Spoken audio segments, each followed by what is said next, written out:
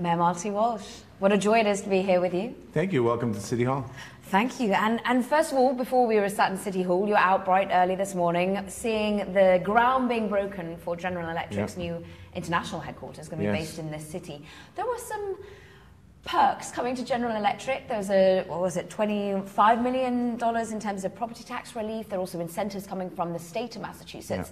When do you start to see the rewards coming to Boston? I don't know if I'd call them perks. I think that the day that we officially announced GE's move to Boston, they gave us a check for $50,000, $50 million, $25 million for education, and $25 million for job training, and also some healthcare stuff. So we're seeing those benefits of having GE here already. The deal that I guess people have been a little critical of, the $25 million over as far as tax incentives, that's to get the construction, the building going. And we're going to get about, in the course of the next 30 years, over $67 billion in taxes, real estate taxes from that deal.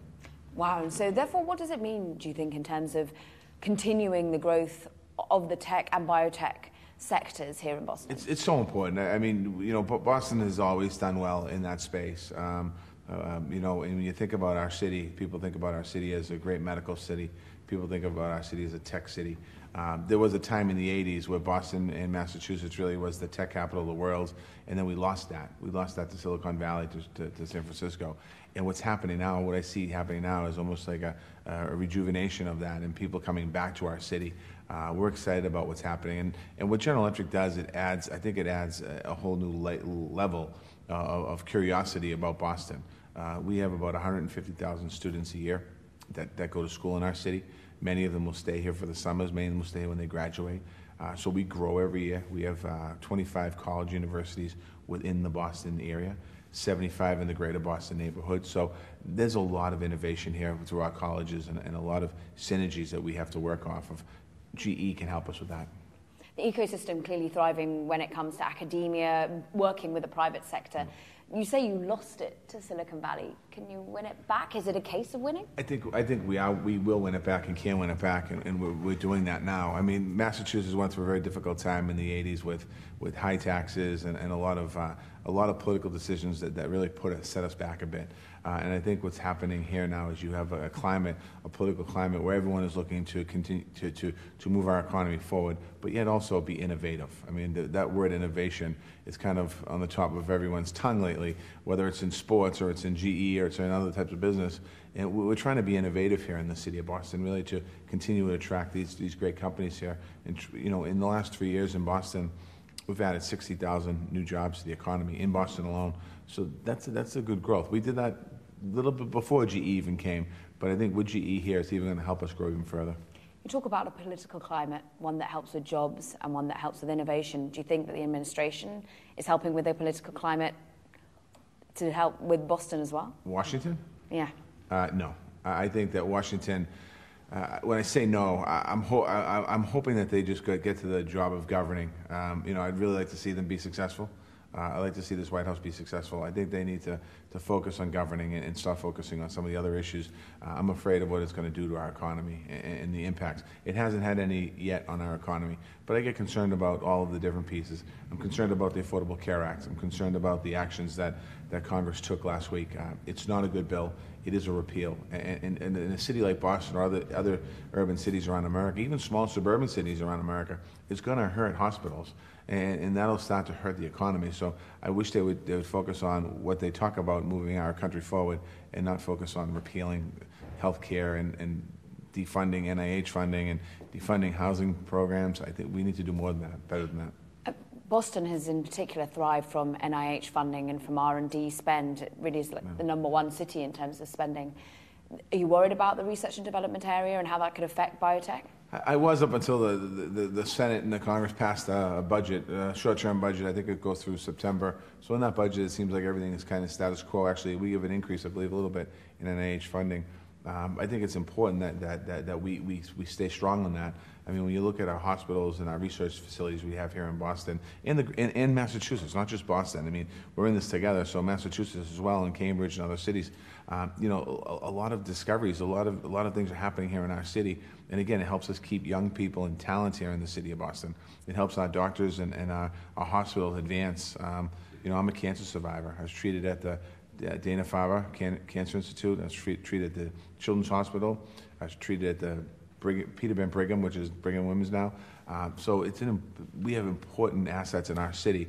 So as a cancer survivor, knowing that what I had as cancer 40 years ago, today the cure rate is a lot higher than it was when I had it. Talking of you and your background, you are the son of immigrants, yes. I believe. A lot of concern also about the travel ban and immigration policies that we've seen with this administration and what it means for talent, particularly technology talent in Silicon Valley and also with Boston. Do you feel that there's a concern for talent coming into your academic institutions and the companies? Yeah, and there was a concern beforehand. I mean, there was a concern because there wasn't enough visas being given out to have people staying here a long time. And now that there really is a concern, in this very room that we're having this interview, right after the president came down with his executive order on both the Muslim ban and the one before that, the immigrant ban, I had hospitals in this room, all the hospitals in Massachusetts. I had the college universities in this room.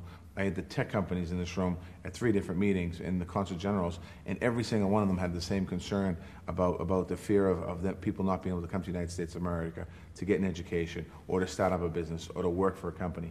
And I think that, you know, Congress has been, you know, 6 or 7 years now, or maybe actually longer than that. They really should focus on immigration. There's a way to focus on this. I think that our system clearly isn't working. We have 11 million undocumented people in the United States of America. I think there has to be a reason. What do we do to make those 11 million people, either put them on a pathway to citizenship or figure out what to do here? And then we have to look at our work visa program, because we have these high-tech companies that they can get a J-1 visa, come for a year and work. Well, that's not good enough. We're going to have people get educated in the United States of America, yet we're not going to keep their brain power here. We're going to send them back home. That doesn't make any sense to me, and I don't think it makes any sense to a lot of people. And I hope that Congress and the Senate can get together and come up with some good comprehensive legislation.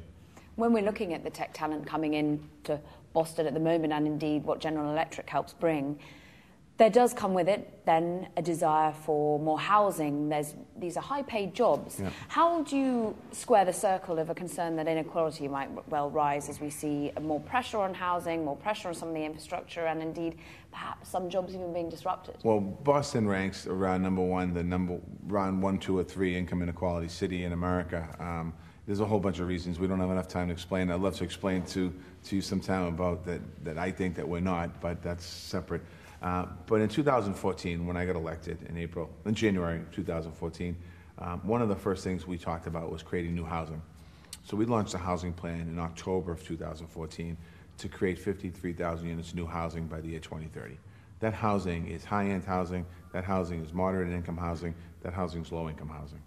We had baby boomers moving back to our city. We had millennials that wanted to stay in our city. We have communities that are concerned about gentrification and they're being priced out. So we have a whole bunch of different scenarios and situations. So when we launched that plan in 2014, October of 2014, as we sit here today, 41,000 units of housing is either permitted, under construction, in the pipeline, or complete. Of that, roughly 8,000 are moderate low-income housing units of construction, new construction. And we've seen a 4% reduction in rents this year, last year, 2016. So our plan is working. We're not seeing the economy go down. The market's not collapsing. What it is, we're putting more supply on the market. We have to put more supply because the demand is high. You're talking about bringing jobs, particularly to Boston and indeed into the United States. There is this concern, we talk about it in Silicon Valley, and it seems that business leaders and academics and even politicians are now looking to it, that in the longer term, perhaps some jobs are going to be removed out of the system as we see technological advancements. Is this something that you think about in the longer term? Yeah, I mean, of course. You get worried about it because some people have the skills, different skills, so it makes us rethink about education in Boston, not just at the higher education piece, because that's what our college universities do every day, but think about education on our grade school, our public school system, our charter school system, and how do we make sure that we're preparing these young people for the jobs of the future. I mean, my father came to this country from Ireland in the 50s. He was a construction worker. because of technology, because of innovation. That same job my father did, 50, 60, 70 years later, is a completely different job now, construction. You go onto a job site, you're looking at robots in a lot of places, you're looking at different ways of delivery systems. So the industry of construction is evolving. That means that all the other industries are going to continue to evolve as well. So we have to lay down the foundation now. Let's not catch up with innovation. Let's try and stay ahead of it. You, in your past, were a representative for Labour, particularly in the construction and building area. You're also someone who worked a lot to level the playing field when it came to inequality, but also when it came to diversity. Silicon Valley has an issue with women in technology and indeed potentially biotech. How does Boston stand I think, if I'm not mistaken, I think we're ranked #1 startup for women entrepreneurs as far as technology here in Boston. You have to check that number, but I'm pretty sure it's accurate. And I think it's important that we continue to make sure that as we look across the board, that we want to make sure everyone does well in this type of economy. So our Office of Women's Advancement, what we've done in that office is we're actually training 85,000 women over the course of a 5-year period how to negotiate for higher salaries for themselves and negotiate better opportunities for employment. So part of that, part of that exercise that women can do here with the city of Boston will help them also access some of those capital dollars, those venture capital dollars, to move forward and be successful. You've also been a mayor who's data-driven, as it said. Yes. You had the city school that was brought in. Yes. How do you see, as you're now looking to imagine Boston in 2030, as one of your calls to really look at a city plan, how does your city get smarter via tech? Well, I think that, we're doing a lot. We're in the process right now. Verizon is in the process right now of laying fiber optic cable throughout the entire city of Boston for the 5G down the road. We're using data. As we prepare the future of the city. I'm mayor. Every 4 years is an election. I'm looking for the future of the city. So when I'm done as mayor, the next mayor, we're beginning to lay that foundation down for that next person, whomever the next mayor is. I think that using data is important for us to not only run the city on a day-to-day basis, but to think about how can we make changes from, when you look back at the 80s to 2017 on technology. Why do we lose it? And let's not make that same mistake. And what were the trigger points back in the 80s and 90s that weren't watched? And how can we watch those same trigger points today to make sure that our economy is growing, that our companies are growing, that our population is growing, that the folks that work in these companies are growing, so we can see any indication of us going the other way right away, rather than realize 5 years too late. We want to realize immediately so we can make the adjustments that we have to. That's in anything we do. And Mayor Walsh, talking of anything that you do, let's talk to you as mayor. Why do you see Boston as a leader in education? We'll start with the college universities, 25 college and universities in the city of Boston itself, 75 in the greater Boston area. We have the best brain power right here in our city. We're the first public high school, we're the first public school system in the country. There's no reason why our public education system isn't the finest in the world, and we have an opportunity. In the last 3 years, we've made some really good advancements into making sure that we have good, strong, high-quality schools. We have Boston Latin School, the biggest feeder into Harvard.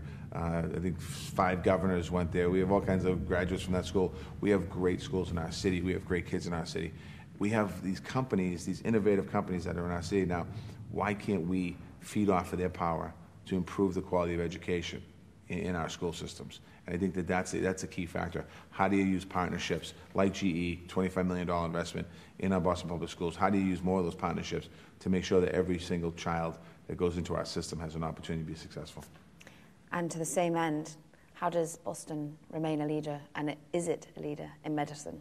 Oh, we are a leader in medicine. There's no question about it. I mean, the hospitals we have here, the great hospitals, I could start naming them. Mass General is ranked #1 in the world, I think, the last 2 years. Brigham and Women, Beth Israel, Faulkner, so many other hospitals I could name. I shouldn't have done that. But we have the research here, the medical schools here. We just have to continue to fight to make sure they continue to get their funding and don't retreat an inch. And we have to make sure that Boston continues to stay at the top of its game, whether it's Children's Hospital, cancer research, Alzheimer's research, whatever type of research it is, whatever type of care it is. We have to make sure we continue to be the best.